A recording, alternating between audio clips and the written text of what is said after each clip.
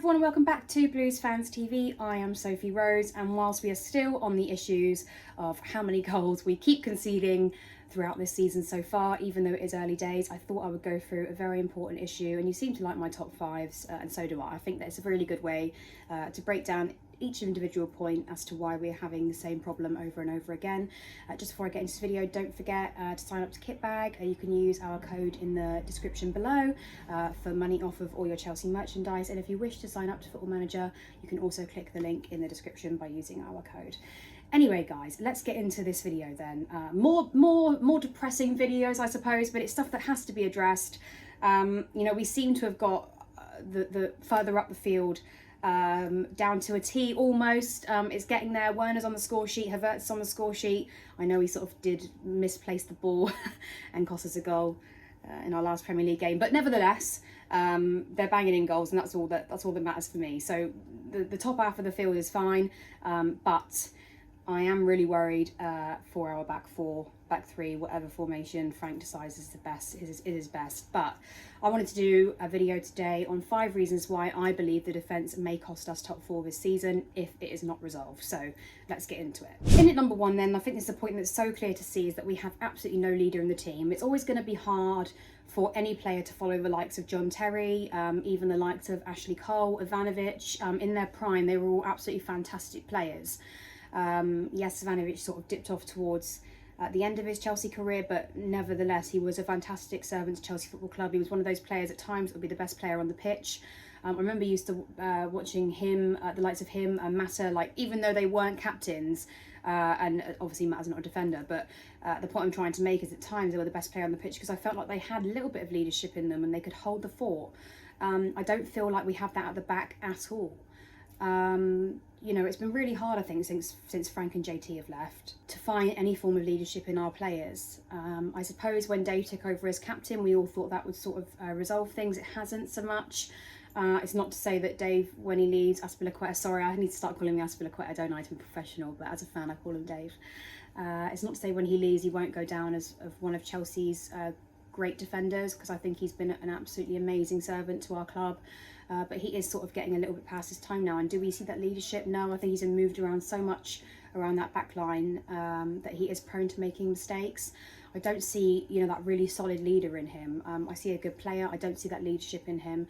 And I'm pretty sure that it's safe to say that we don't see that in the likes of Zuma, Christensen, Rudiger. You know, I don't see that leadership, and you need that one player in the team like John Terry that's going to organise your back line when there's a corner coming in, when there is a free kick, somebody to organise you, somebody to tell you exactly where to look.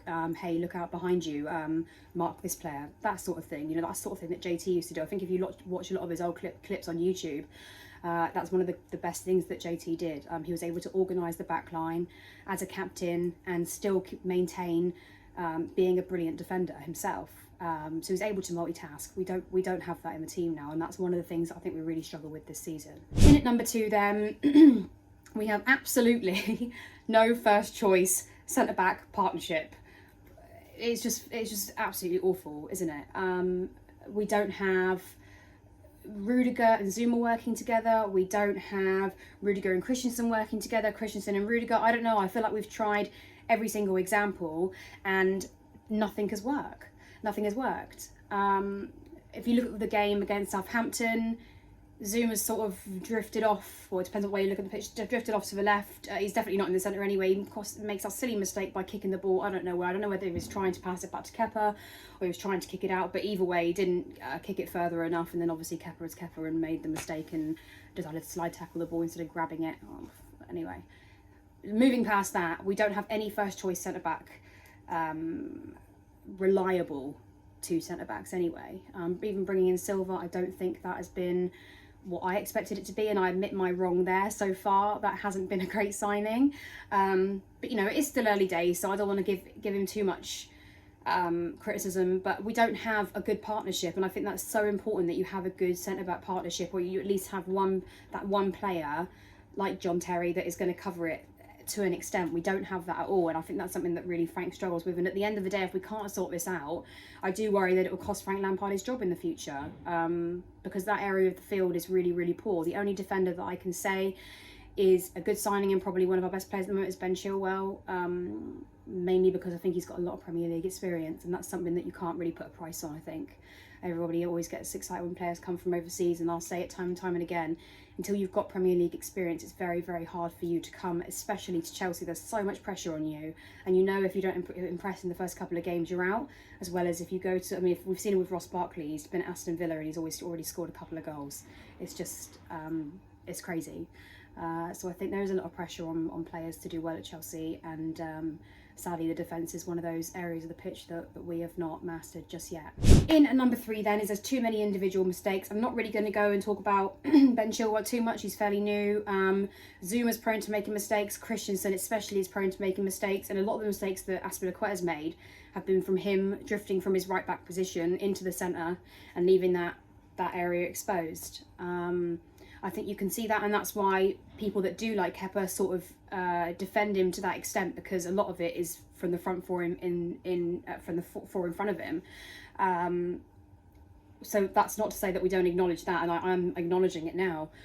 These are things that have to be rectified. I think a lot of it is just not man-marking your player, not looking at who's behind you, leaving space for the opposition to just come into the box and score a goal quite easily and get past Kepa. So too many individual mistakes, and I think that's something that Frank needs to sit down with the players and just say, look at what you're doing. I mean, that's just, for me, some of it is just basic defending that we're not doing very well. In at number 4 then, I'm going to talk about Azpilicueta. This is not a critical, this is not like a vendetta against him. I'm never going to be too harsh on Dave. I think he's a great player, but I do think he's sort of maybe reaching the end of his Chelsea career, and we saw this with Ivanovic as well. It's very hard to be a super long-term defender for Chelsea, unless you're John Terry, obviously. But I do maybe think that we need to be looking for more of a solid right back for the future. Dave obviously is getting a little bit older now. I'm not sure that Reece James will be my preferred right back forever, especially if we were to get a new manager in the future. I can't see them thinking that he's good enough. Yes, he's had a few good games for Chelsea, of course, but I'm not sure if he is the long-term solution. So yeah, I do feel like we need a backup for Dave at some point. And then in at number 5, my last point is going to be no goalkeeper leadership. Now, obviously this is sort of ties in with my video on Kepa, but I suppose he is part of the defence to an extent. I don't think I've once seen Kepa say, try and organise the back four. Czech was extremely good at it, and Czech had a lot of flaws, aka penalties, couldn't really save any apart from Munich, which obviously best day of our lives, blah blah blah.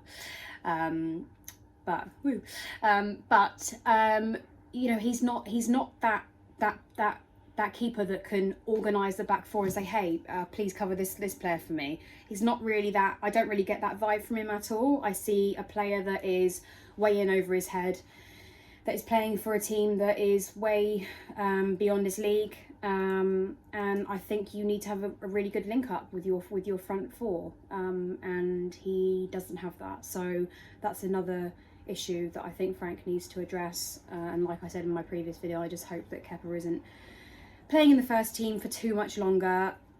Not singling him out to be horrible, I'm just going by his performances, and they haven't been good enough.